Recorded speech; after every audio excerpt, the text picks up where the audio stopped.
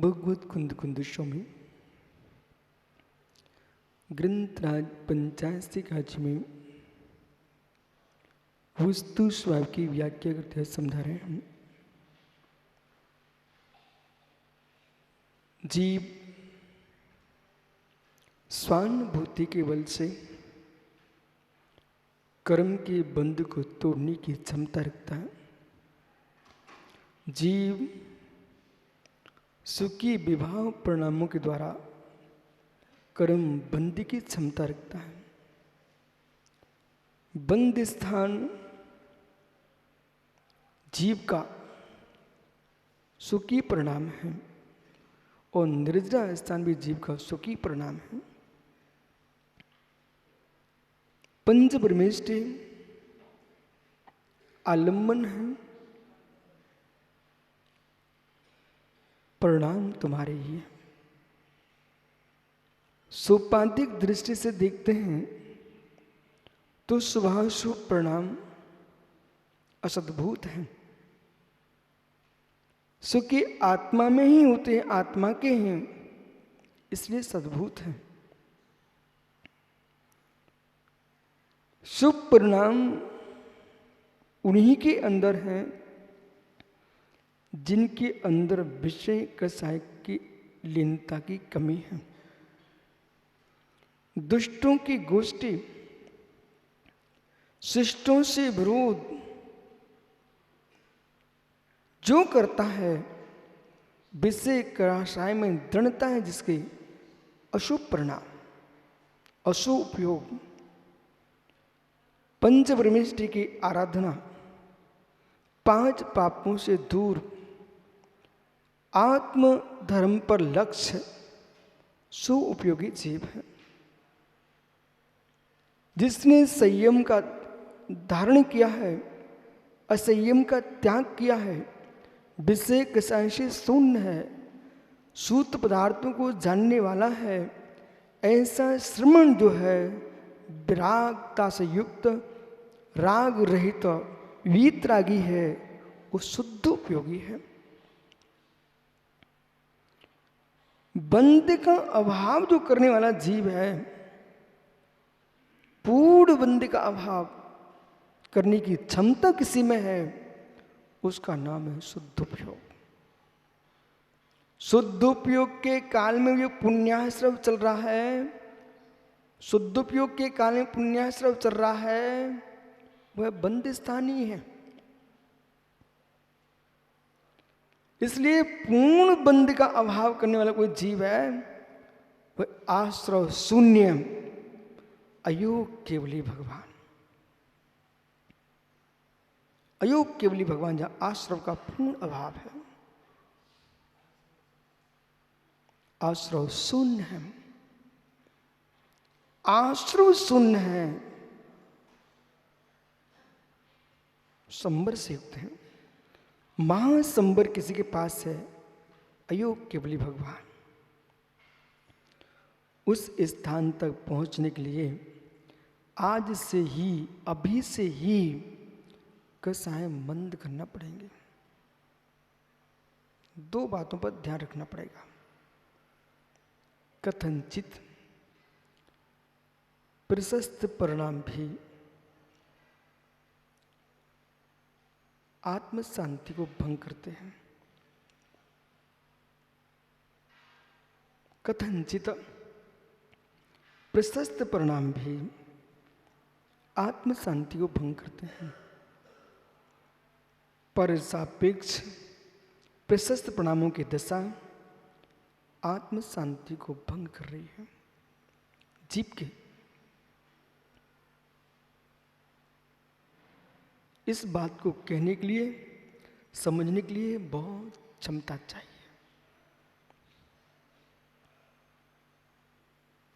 जो परम सुख है, अद्वैत का, निर्बंधता की ओर ले जा रहा है, इस सुख पर लक्ष्य ले जाओगे तो प्रभात भैया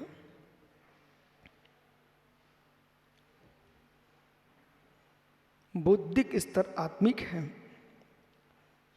अंत में एक निर्णय चलेगा, जगत क्या कर रहा है, टूटना बनना ये होता आया होता रहेगा। हम निम्न से ना टूटें, ये मेरा परम लक्ष्य है। कोई मंदिर तोड़ रहा है, कोई मंदिर बना रहा है, परिणाम तुम्हारे अशुभ होंगे। एक क्षण को राग तो आएगा ही आएगा, प्राचीनता का नाश हो रहा है, फिर भी आपको उपेक्षा करना पड़ेगी, अन्यथा स्वयं के परिणाम संक्लेशित होंगे। जब ये जीव निर्गंत दशा को प्राप्त होता है, ध्यान में लीन है, उसी बीच में कोई क्रूर परिणामी ने आकर के उपसर्ग कर दिया। ऐसा नहीं कि मुनिराज को कष्ट नहीं होता, कष्ट होता है। ऐसा नहीं पीड़ा नहीं होती, पीड़ा होती है। कोई जड़ नहीं है, चेतन है। घोर उपसर्ग गुरुदत्त स्वामी पर चला। कपिल ने रुई लपेट दी, आग लगा दी। अब इस स्थान पर जितने मुनिराज हैं, ध्यान दो मैं क्या हो रहा हूं, बंद से बचने की बात कहने से बंद से नहीं बच रहे हैं आप। कपिल ने आग लगा दी है। जो कपिल ब्राह्मण ने आग लगाई महाराज को, शरीर झुलसने लगा। तो एक सूत्र आता है सामने, उपेक्षा। कितना गहरा निर्णय होगा मस्तिष्क में। उसका नाम है अत्यंताभाव। ओहो ओहो, वो शक्ति कब आए तुम्हारे पास? हे बहन, मेरे से भिन्न है, अत्यंत भिन्न से यूं रख देना, कोई बड़ी बात नहीं। जबकि लोग धन धरती क्षेत्र दुनिया अत्यंत भिन्न है, उसके राग से मुक्ति नहीं हो पा रहे। उन्हें लग रहा कि मेरा यम मेरे सिर पर बैठा हुआ है। हर व्यक्ति को मालूम है कि मैं मेरी मृत्यु हो जाएगी। मेरे देखते देखते कई विद्वान, कई आचार्य मुनिगण, देश के नेता, कहाँ गए तुम्हारे अटल बिहारी वाजपेयी? दिख रहे क्या? कहाँ गए मध्य प्रदेश के मुख्यमंत्री सुंदर लाली पटवा? दिख रहे क्या? ओह, सब चले गए। न आचार्य विमल सागर दिख रहे हैं, न भरत सागर दिख रहे हैं, न श्रीमती सागर, न ज्ञान सागर दिख रहे, कोई सागर नहीं दिख रहे। जीव की आंख खुली होती है, अनुराग रहता है, राजू ऐसा काम हो जाए, पर आदमी इतना भूल चुका होता है। तुम्हारी आंख बंद होगी, देह की राख होगी, वो शमशान में बिखर जाएगी, पानी गिरेगा, धुल जाएगी, अंकुरण हो जाएगा, घास उगेगी। आत्मा का परिणाम जैसा भाव होगा, उस भाव में चले जाओगे। जहाँ के राग में थे वो स्थान वहीं रहेगा।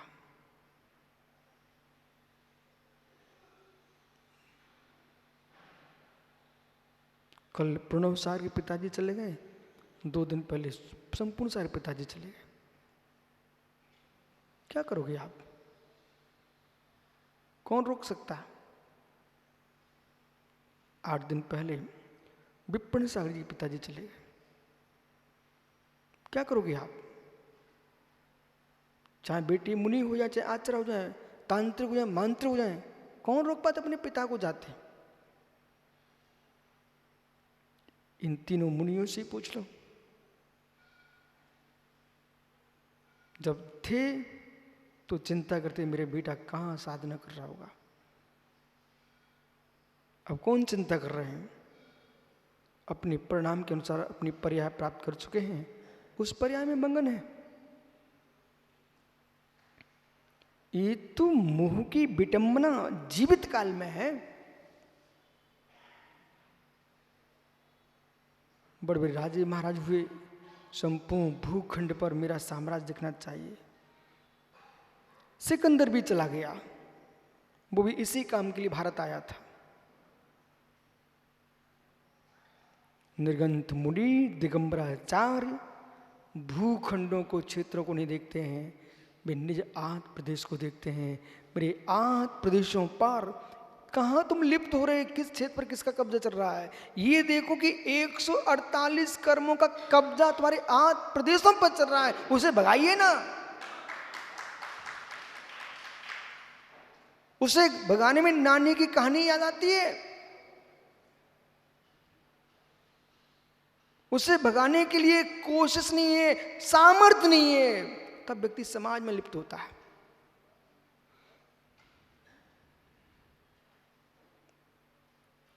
उपेक्षा भाव नहीं सीख पाए ना प्रभात भैया, कोई भी मुनिचर्या का पालन नहीं कर पाएगा। लिख लो अपनी डायरी पर। भगवती आराधना का सूत्र सामने आ गया। आचार्य परमेष्ठी को अपना संग इसलिए छोड़ के जाना पड़ता है कि ऐसे काल में ये शिष्याएं रुदन किए और अंतिम सांस चल रही थी, नहीं झेल पाई वो, और कहीं रोना प्रारंभ कर दिया, और गुरु के कान तक भी आंसू की कंठ की आवाज और आंखों तक आंसू पहुंच गए। कहीं राग उमड़ आया। मित्र, इनके आंखों के आंसू तो पुछ जाएंगे, लेकिन संलेखना जिसकी हो रही थी उसकी समाधि भंग हो जाएगी। कठोर निर्णय, कठोर निर्णय। भैया प्रभात सेठी जी, हमने आपको गिरिडीह में अभिषेक करते देखा। बस सेठी जी, नरेश सेठी से पूछना कितने ही कलशों से अभिषेक हो जाए। इसके उपरांत मजबूत हाथों से मार्जनी लेकर के हम भगवान का प्रक्षालन करते कि नहीं। प्रभु की प्रतिमा है, इस बात को ध्यान में रखते हो भी हाथों की कठोरता को छोड़ते नहीं हो। एक भी पानी की बूंद रह जाएगी, जंतु पड़ जाएंगे। एक भी बूंद रह जाएगी, प्रतिमा गल जाएगी पानी से। इस बात को आपको ध्यान होता है, इसलिए मजबूत हाथों से पोंछ के निकलते हो। ऐसे मित्र ध्यान रखना, निर्याप का चार छपक कितने ही नाजुक हो फिर भी उसकी आलोचना करवाते हैं, मोह पुछवाते हैं, राग पुछवाते हैं, द्वेष पुछवाते हैं। एक भी राग की बूंद रह गई आत्म प्रदेशों में तो समाधि की मूर्ति गल जाएगी। कठोर निर्णय।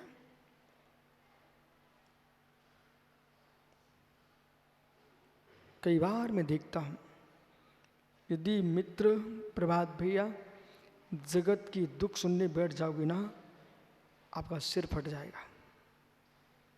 इतना लोग दुखी है,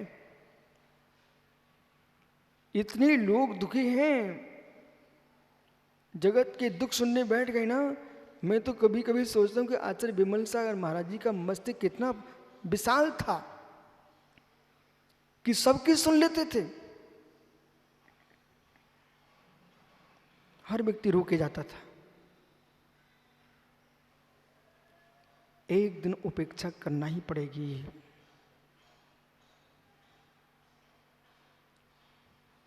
पानी नहीं सूखा ना तो प्रतिमा गल जाएगी। राग का पानी नहीं सूखा ना तो समाधि स्वरूप भगवान आत्मा अपने स्वरूप से विलीन हो जाएगी। अंतरंग का निर्णय यही लेना पड़ेगा, उपेक्षा। उपेक्षा। सेठ जी एक रोटी का टुकड़ा भी मुख में रख कर स्वाद लेना चाहते ना, उपेक्षा करोगे तभी स्वाद आएगा। सगे पिता की मृत्यु के बाद भी बेटे रोटी खाते मिलते कि नहीं मिलते? कितने दिन तक रोएंगे? एक दिन तो निर्णय करना ही पड़ेगा। जिसकी आयु पूरी हो चुकी चला गया, लेकिन हम यदि समय के पहले नहीं जाना चाहते हैं, अंत में रोटी खाना ही पड़ेगी। वो बेटा खाता है रोटी। इसी प्रकार से जगत का रोना देख करके तुम रोने बैठ जाओगे, विश्वास रखना मनुष्य गति का सुख नहीं भोग पाएंगे आप। मनुष्य गति का इंद्रिय सुख भोगने के लिए भी उपेक्षा चाहिए। फिर जिसको आत्मिक सुख चाहिए है, उसे उपेक्षा ही चाहिए। कठोर निर्णय अंदर का करके यहां से निकलना पड़ेगा। भैया 100 वर्ष पहले आपके मकान का पानी दूसरे के मकान के गेट पर गिरता था, और कुछ दिन के बाद तुम्हारे मकान के सामने दूसरे के मकान का पानी गिरने लग गया। दीवारें मिटती रहती हैं, भूमि जहाँ थी वहीं है। ये दीवारें मिटेगी, शरीर मिटेगा, और भूमि आत्मा जहाँ थी वहीं है।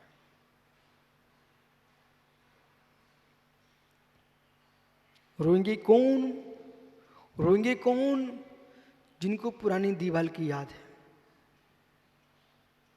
हंसेगा कौन? जिसने पुरानी दीवार देखी नहीं है, नई देखी हंसेगा। रोएगा कौन? जिसने अपने पिता को मरते देखा रोएगा। हंसेगा कौन? वो पिता दूसरी गोदी में जाके जन्म ले लिया नया, भी हंस रहे हैं। पर सत्य क्या है? दोनों पागल हैं। सत्य क्या है? दोनों पागल हैं। कौन? रोने वाला, हंसने वाला। बोले दोनों क्यों पागल? अरे भाई, ये तो दीवार गिरना ही थी, जीव को तो मरना ही था, इसलिए रोना क्या? हंस क्यों रहे हो?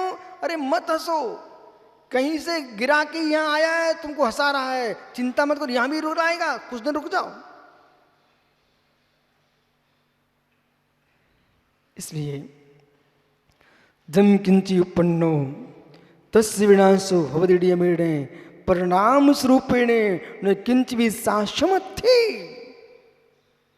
जम किंच उपन्नो, जो कुछ भी उत्पन्न हुआ है उसका विनाश सुनिश्चित है। पर्याय दृष्टि से कोई भी वस्तु शाश्वत नहीं है।